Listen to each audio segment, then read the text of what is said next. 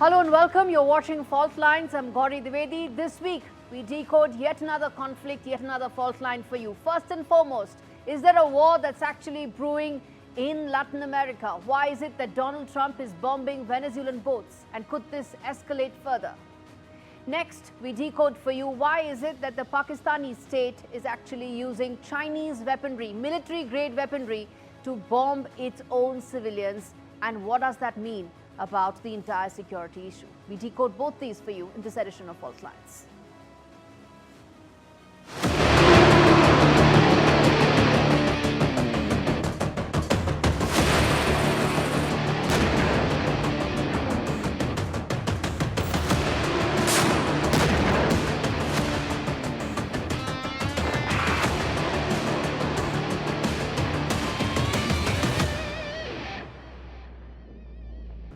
All right, viewers, the US-Venezuela showdown is escalating fast. In fact, it's said that drug boats are being blown up, and you have bounties that are soaring. Oil exports have literally cut in half, and Venezuela warns of a republic in arms, while Washington, in fact, is doubling down on military patrols. And as it continues to do the patrolling around the entire region, there are also naval drills in the Caribbean that it is now doubling down on. What's really fueling this crisis? Is it drugs? Is it oil? Is it something much bigger than that? Let's break that down for you, because this is now turning out to be the biggest fault line that's happening and cutting across the entire region. Let's put out some of those details here for you as to what really is driving that escalation. First and foremost, well, there are oil exports that have actually reduced under the new license that has come out. Secondly, you have Maduro, which is the Venezuelan president, actually warns of a republic in arms. He's trying to galvanize more public sentiment in terms of why he thinks this could really be that particular inflection point when he can galvanize Venezuelans away from some of the crisis that is really happening at heart. Next up, Trump has ordered, well, there are multiple strikes that have actually happened on the drug boats, and that's really the bone of the contention, viewers. Why is it that we're talking about the US-Venezuela fault line? It started with Donald Trump first striking a boat and then going ahead and striking another one, all of which is not legal as far as the international law is concerned, not known to follow protocol. You have Donald Trump going ahead and doing that, which is why you have the entire area flaring up into a much bigger crisis. Next up, Colombia has in fact sought criminal probe into Trump, and why this actually has snowballed into a bigger issue, because let's not forget that it's actually Colombia which is the largest drug pipeline in terms of US and not Venezuela. I'm going to come to that in just a bit and tell you why this could be much more than just about drugs. But first and foremost, tell you what exactly is it that's really leading to the escalation. Next up, Venezuela has proposed talks.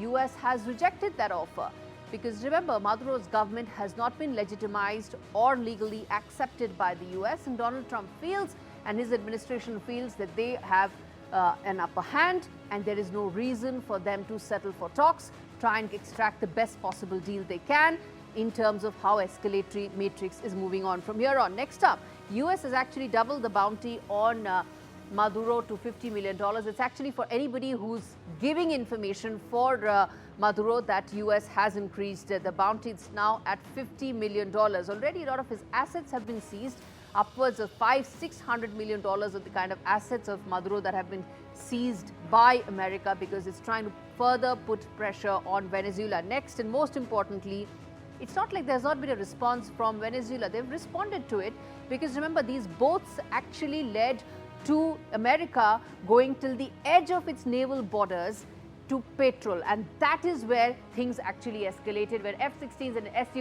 Sukhoi 30 jets were showcased by Venezuela. And lastly, the Caribbean naval drills that have come to light amidst these rising tensions have been the big bone of contention. Now let's get you more details as far as what really is happening. As I said, why really did this become a major flashpoint?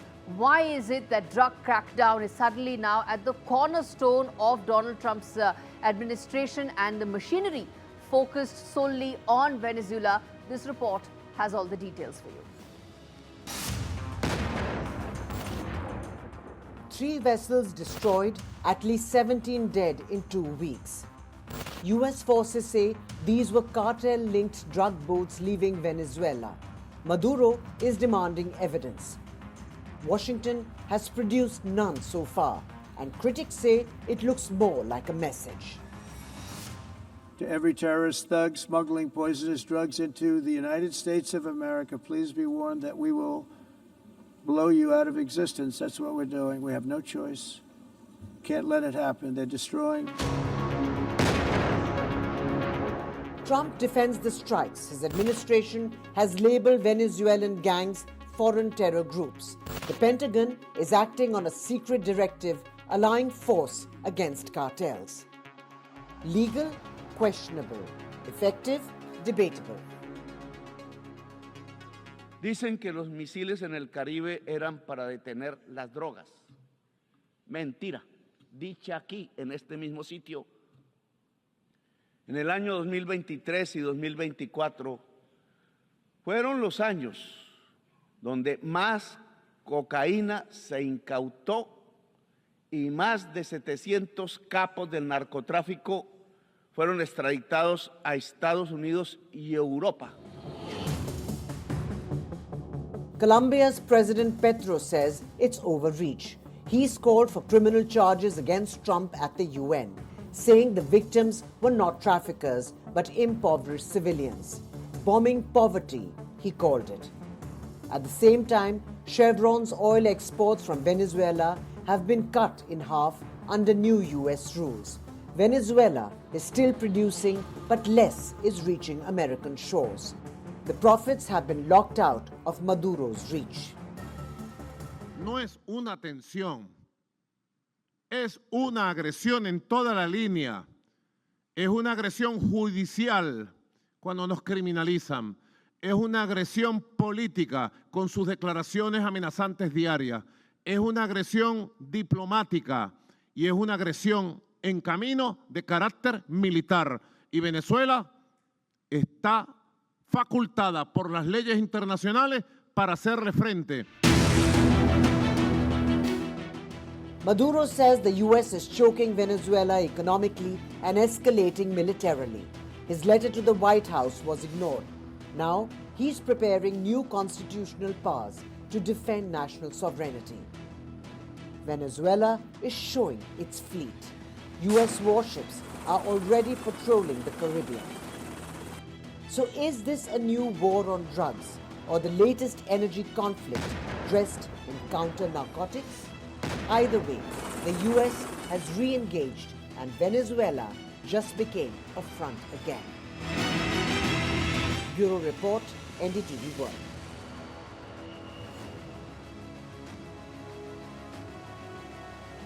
Well, viewers, the entire military standoff is on the premise that this build-up is intended to stop drug smuggling by cartels. But most cocaine in Latin America is actually produced in Colombia, Peru and Bolivia, and not so much in Venezuela. In fact, as per US data, almost 3/4 of cocaine shipments to the US come through the Pacific, which Venezuela does not border. And just a quarter actually come through the Caribbean, where Venezuela is. Add to it the fact that blowing up boats is completely against international law, which makes one ask, is this about drug trafficking or is this actually about regime change? The US has not recognized the last 2 Maduro governments and has a $50 million bounty for anyone with providing any information leading to Maduro's arrest. This clearly is far from over. If anything, both sides have all the incentive to escalate the military tension further up. For Maduro, this gives him an opportunity to galvanize Venezuelans struggling with meeting their day-to-day ends. For Donald Trump and his administration, this gives them the perfect opportunity and the window to try and have major sway as far as Venezuela is concerned. The story is far from over. The fault line is deep. We're going to get you all the details as and when action begins. All right, on that note, viewers, I'm going to slip into a very short break, come back on the other side and talk more about the other fault line that we are decoding on the show, which is about Khyber Pakhtunkhwa and why Pakistan is bombing its own civilians. Stay with us, we get you those details.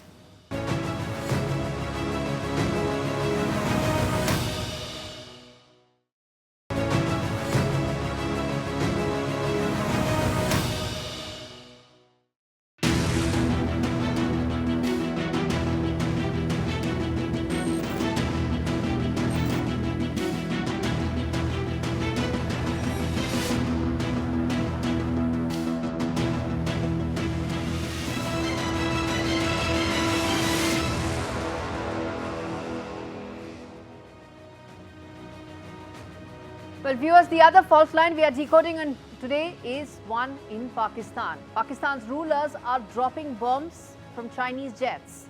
30 people are dead, many civilians crushed in terror's crossfire. And while Islamabad is busy signing these defense pacts, its own people are now drowning in disaster. What really happened? Is there a power play that is veiled in this entire issue, in this entire instance? We get you those details in this report.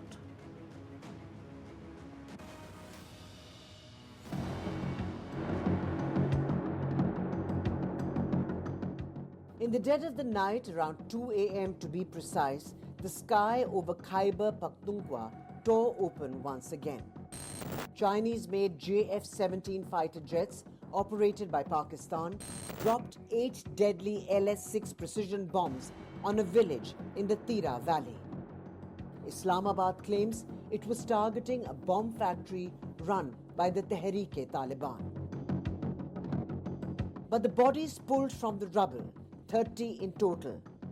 Well, they were civilians, women, children, entire families. Locals say mosques and homes were flattened. The Pakistani Air Force says it had intelligence. But one question lingers. For over a decade, China has embedded itself in Pakistan economically, militarily, even geographically. The China-Pakistan Economic Corridor, or CPEC, now cuts through Khyber Pakhtunkhwa, the very area bombed this week. But when Chinese workers are attacked, like in Shangla last year or Dasu in 2021, the state doesn't hesitate. Armored convoys, helicopters, you name it. And that's called immediate military response. But when Pakistanis drown, it's an entirely different playbook, and the silence is deafening. Flash floods have displaced over 2 million, destroyed crops, and claimed thousands of lives. When Islamabad signs billion-dollar defense pacts in Riyadh, back home, the state lets its own citizens drown, burn, and bleed. Real estate mafias, backed by military elites, built on floodplains. Forests are burned to fund timber cartels. And the national priority? Still bombs, not women. Bureau Report, NDTV World.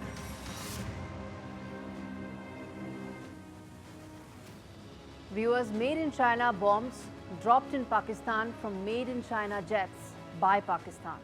More than 24 innocents, including women and children, just dead in silence. And still no rescue, no accountability. You see, Pakistan's real battleground is not KPK, not Khyber Pakhtunkhwa. It is sovereignty itself. And the biggest casualties, well, are the innocent Pakistani civilians.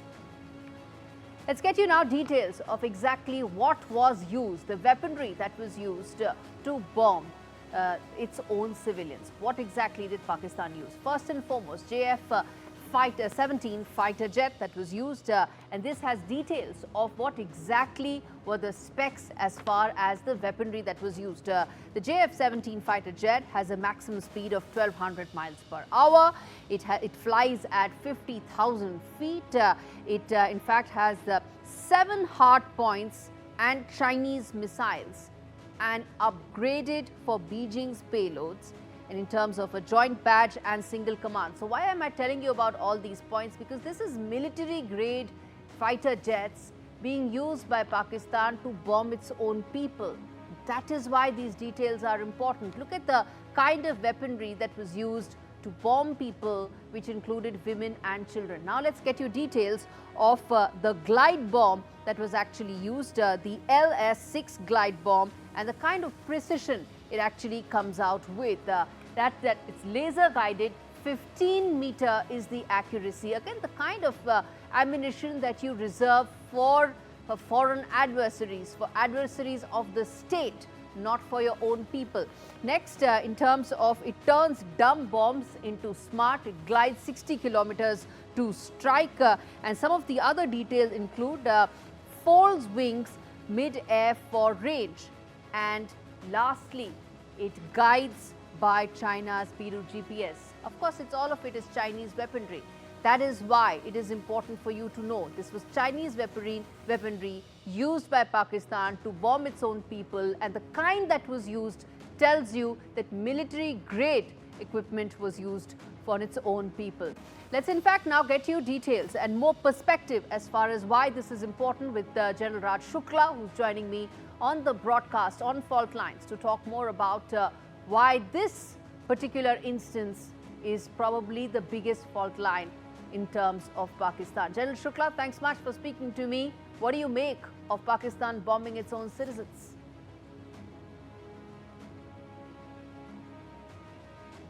Challenges in KPK, Baluchistan, these cross-border linkages from Afghanistan, they are getting ahead of the Pakistani state.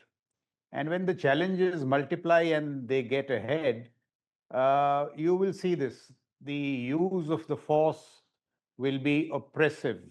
It will be excessive. When you are in control, the response with the use of force will be calibrated and balanced. So in the instant case, look what happens. 12 Pakistani soldiers are ambushed in South Waziristan, I think a day earlier, so the state has to respond. You get some information that there are some terrorists in some hideouts. They turn out to be homes. You target them. You miss the target, poor intelligence. You hit a bomb-making factory that explodes, and 30 innocent people, including women and children. A brutal, heinous massacre occurs. And so this is the signs of the state getting out of control. दूसरी बात आप देखिए, I mean, I was startled. You use your frontline aircraft, J-17s and LS-6 bombs to do this kind of targeting. I've commanded a division in Baramulla. The Indian Army has spent so many years in the valley. We have never gone beyond arms at the most rocket launchers. One isolated instance in Mizoram in the 1960s, use of air, I mean, leave alone fixed wing, we have not used rotary wing. उसका भी इस्तेमाल सिर्फ casualty evacuation वगैरह के लिए होता है या surveillance के लिए. So this whole, leveraging of force is excessive, oppressive.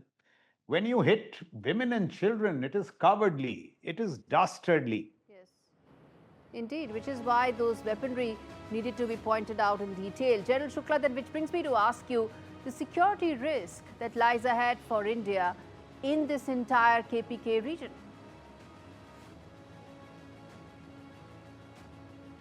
From the security lens, I am very clear that Pakistan has not given up its pursuit of terror. In fact, they are exporting it to our eastern flank. अगर आप बांग्लादेश में देखें, the DGISI has traveled 2-3 times. The forces of Islamism are emerging. DGISPR both have said that the next terror attacks will be from the east. You have the Islam Chhatra Shibir winning the varsity polls in Dhaka.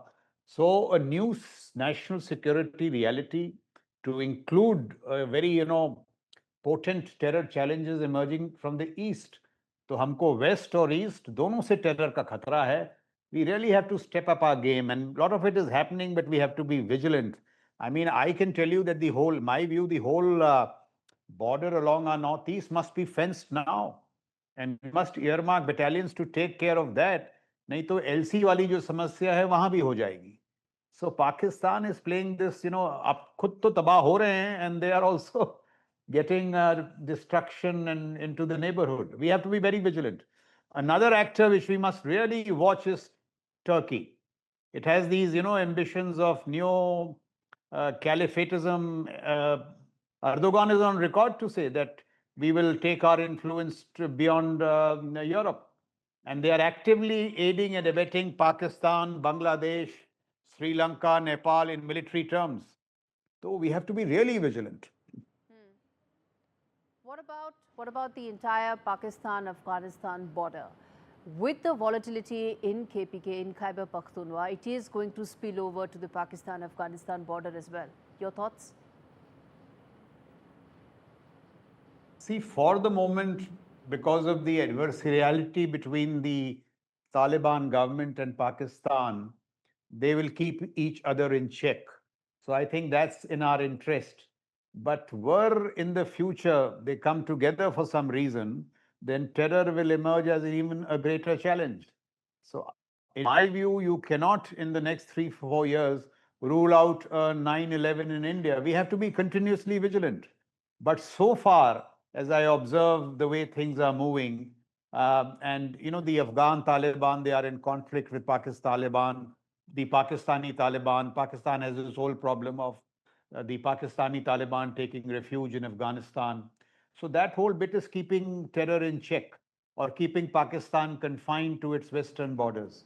But this basic, business of terror being a tool in their statecraft, वो उनके जहन से नहीं गया है. So after Dur, we have to be even more prepared in terms of our responses to acts of terror. So, I mean, that is my take on it. All right. General Shukla, we leave it there. Thanks much for speaking to me on Faultlines.